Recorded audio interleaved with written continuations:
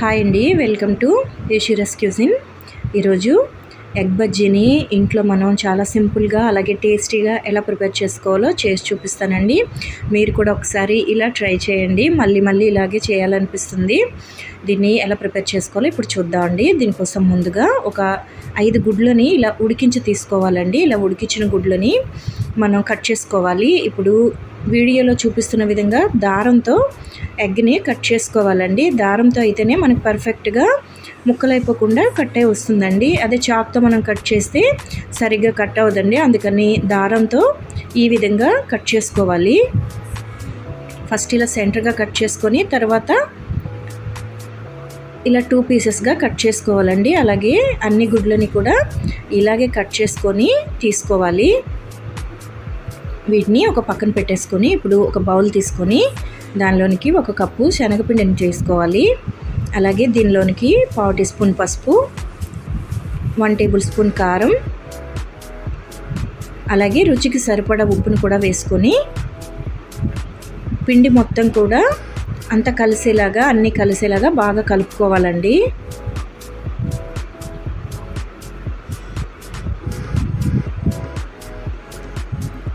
ఇప్పుడు కొంచెంగా వాటర్ని వేసుకుంటూ దోశ బ్యాటర్ లాగా కలుపుకోవాలండి.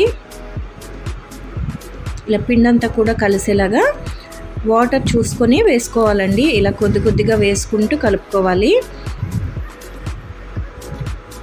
ఇలా మొత్తం కలిసేలాగా వీడియోలో చూపిస్తున్న విధంగా ఇలా కలుపుకోవాలండి. ఇలా అయితేనే మనకి బజ్జీ అనేది పర్ఫెక్ట్గా వస్తుంది. పలుచగా అయితే మనకి ఆయిల్ అనేది ఎక్కువగా పీల్చేస్తుంది. అలాగే ఎగ్ పైన ఈ కోటింగ్ అనేది ఉండదండి.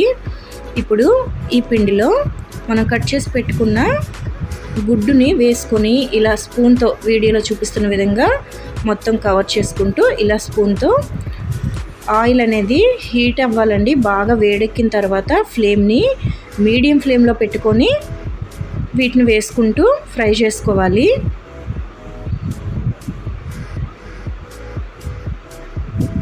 ఫ్లేమ్ని మీడియం ఫ్లేమ్లో పెట్టుకొని మాత్రమే ఫ్రై చేసుకోవాలండి. అలా అయితేనే మొత్తం కూడా పర్ఫెక్ట్గా ఫ్రై అవుతుంది.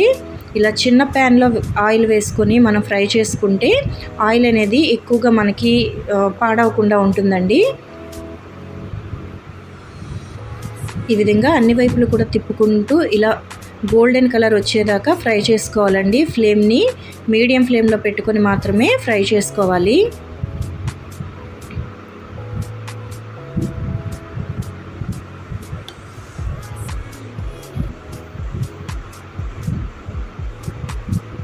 ఇలా గోల్డెన్ కలర్ వస్తే సరిపోతుందండి.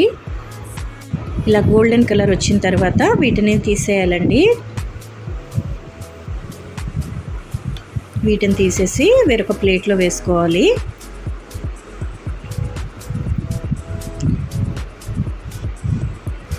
అలాగే మిగతా ఎగ్స్ని కూడా ఈ విధంగానే ఫ్రై చేసుకోవాలండి. ఇలా స్పూన్తో వేసుకోవటం వల్ల మనకి కూడా చాలా ఈజీగా అనిపిస్తుందండి. అలాగే ఎగ్కి శనగపిండి అనేది బాగా పట్టుకుంటుంది. ఈ విధంగానే ఫ్లేమ్ని మీడియం ఫ్లేమ్లో పెట్టుకొని మాత్రమే ఫ్రై చేసుకోవాలండి. అలా అయితేనే ఎగ్ బజ్జీ అనేది చాలా బాగా వస్తుంది. ఇలా అన్ని వైపులా కూడా తిప్పుకుంటూ గోల్డెన్ కలర్ వచ్చేదాకా ఫ్రై చేసుకోవాలి.